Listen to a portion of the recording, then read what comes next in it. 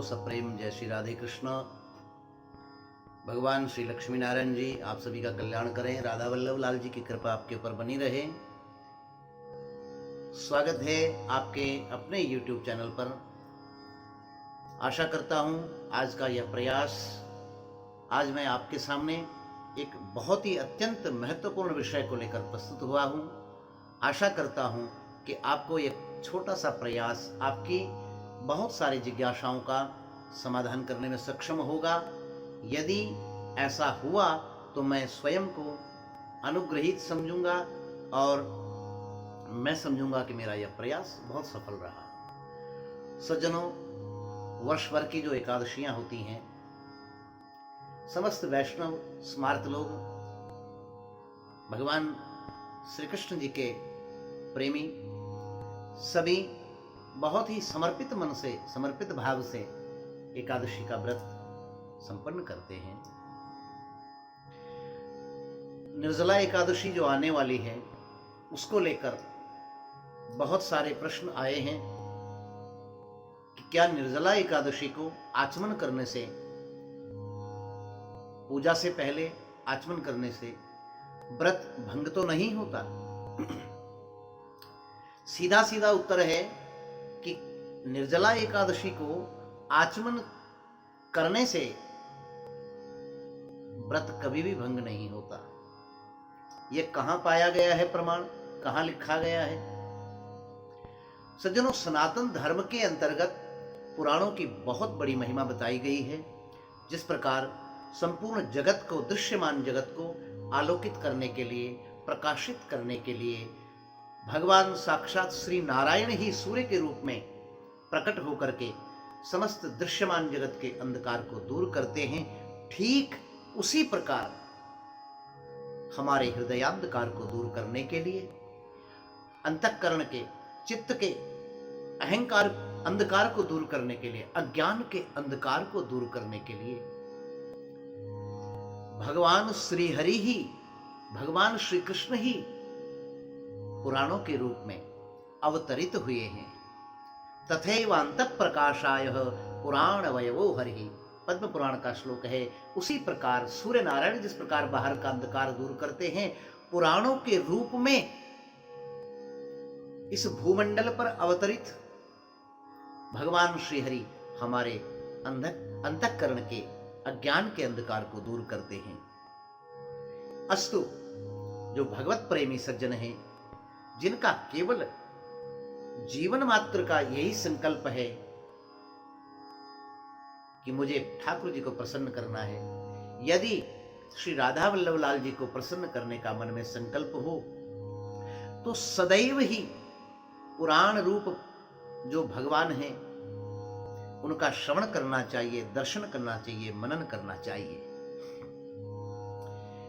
कई लोगों को यह भ्रांति होती कि पुराण वेद व्यास जी ने लिखे हैं और उसमें बहुत जगह पक्षपात आदि किया गया है। ऐसा बिल्कुल नहीं है, क्योंकि जिस प्रकार वेद अनादि हैं उसी प्रकार पुराण भी अनादि हैं। पुराणम सर्वशास्त्राणाम प्रथमम ब्रह्मणास्मृतम, सबसे पहले अखिल कोटि ब्रह्मांड नायक जगन्नियंता जगदीश्वर भगवान श्री हरि के मुखारविंद से निकल करके और ब्रह्मा जी के कर्णरंध्र में प्रविष्ट हुए। ब्रह्मा जी के मुखारविंद से जब प्रवाहित हुई पुराण गंगा,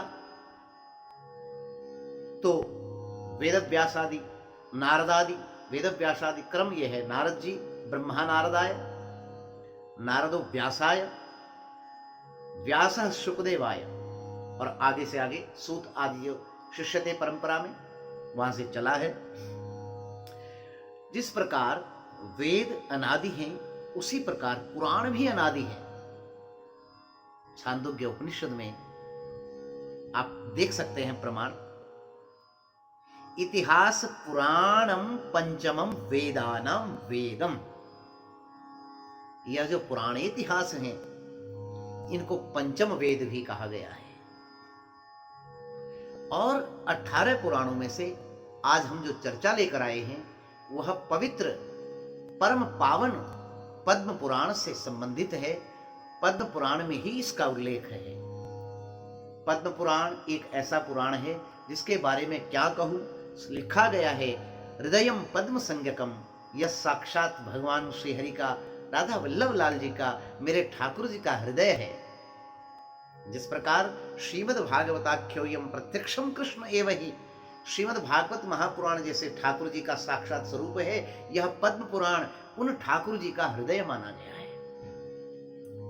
श्री भगवान वेदव्यास जी और भीमसेन जी के दिव्य संवाद में निर्जला एकादशी के प्रश्नोत्तर में भगवान वेदव्यास जी कहते हैं, एकादशी के दिन, विशेषतर निर्जला एकादशी के दिन जो व्यक्ति अन्न ग्रहण करते हैं वे इस लोक में चांडाल स्वरूप में निवास करते हैं और देहांतर के पश्चात दुर्गति को प्राप्त हो जाती है। अन्न का, वस्त्र का, जल का, शैया का, आसन का, गौ का, कमंडलू का तथा छत्री आदि का, कमंडलुस तथा पात्रम छत्रम दातव्यम निर्जला दिने, निर्जला एकादशी को अवश्यमेव दान इनका करना चाहिए। एक विशेष बात और, वेदव्यास जी कहते हैं, हे भीमसेन जी, वर्ष भर की बाकी एकादशियों का व्रत अगर कभी प्रमादवश छूट भी गया हो, अथवा जिसने एक निर्जला एकादशी का व्रत संपन्न कर लिया, उसे वर्ष भर की समस्त एकादशियों के व्रत का फल ठाकुर जी प्रदान कर देते हैं, अपने श्री चरणों की भक्ति प्रदान करते हैं। अब मूल विषय पर आते हैं।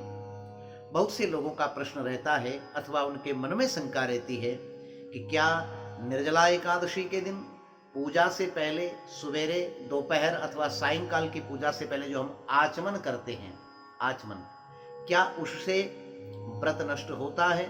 इसका सीधा उत्तर तो यह है कि आचमन करने से व्रत नष्ट नहीं होता। इसी पद्म पुराण में वेदव्यास जी का वचन है कि निर्जला एकादशी के व्रती को प्रातः पूजा से पहले, मध्याह्न पूजा से पहले अथवा सायंकाल की पूजा से आचमन अवश्य करना चाहिए। आचमन पूजा का मुख्य अंग है। आचमन के बिना कोई भी पूजा सनातन धर्म के अंदर सफल नहीं मानी गई है। जिस प्रकार ठाकुर जी के प्रसाद में पदार्थ बुद्धि अथवा अन्न बुद्धि नहीं होती, कैसे?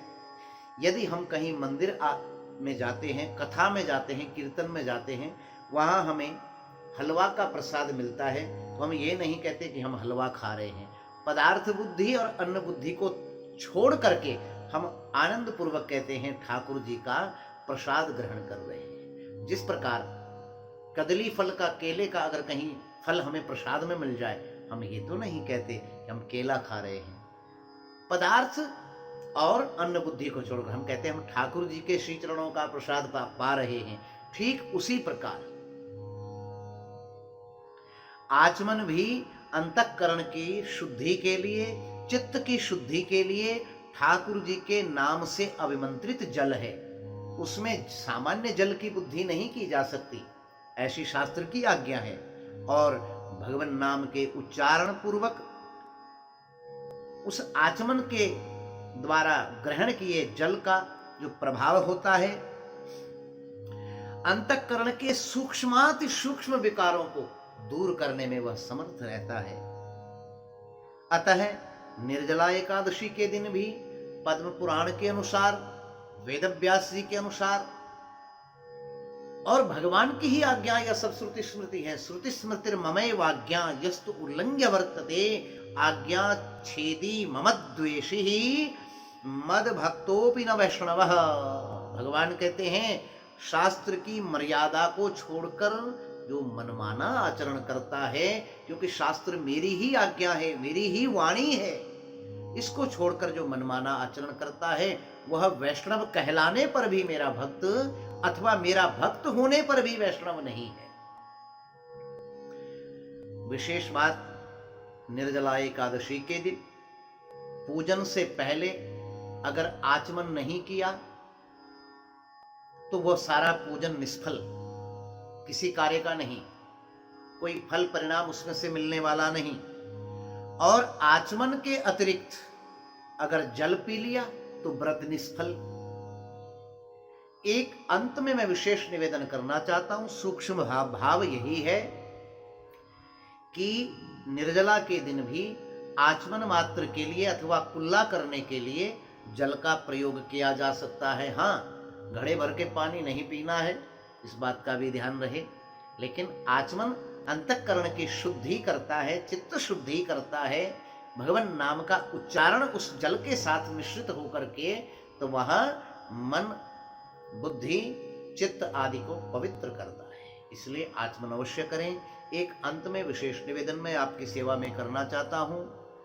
YouTube पर समस्त सनातन धर्मियों को इस प्रकार के विषयों को प्रचारित प्रसार करने में संकोच नहीं करना चाहिए, क्योंकि हमारे प्रत्येक वीडियो के डिस्क्रिप्शन बॉक्स को आप अवश्य देखें, अवश्य। उसमें कारण क्या है कि डिस्क्रिप्शन बॉक्स के अंदर हमने जो वीडियो में आपको कहा है वो हमने किस विषय से लेकर के कहा है, किस शास्त्र से, किस पुराण से, किस वेद से कहा है, उसका प्रमाण रहता है। ऐसा नहीं रहेगा कि आप अमावस्या के दिन फलाने स्थान पर धूप जला दो, लौंग रख दो और आप अरबपति हो जाओगे। ये जन भ्रामक तथ्य हैं, समाज को भ्रमित करने वाले विषय हैं। इन पर नहीं जाना है, आप भटकते हैं, इसलिए आपको भटकना नहीं चाहिए। यही मेरा प्रयास है, इसलिए मैं ये सब प्रयास करता हूँ। डिस्क्रिप्शन बॉक्स अवश्य देखें। सारे विषय का जितना वीडियो में बोलने से रह जाता है, प्रमाण सहित वहां उद्धृत करने का प्रयास किया जाएगा। आशा करता हूँ समस्त एकादशियां निर्जला एकादशी सहित आपके मनोरथ सिद्ध करने वाली हो। आप सपरिवार सुखी रहें, प्रसन्न रहें। जय श्री राधे, जय श्री कृष्ण।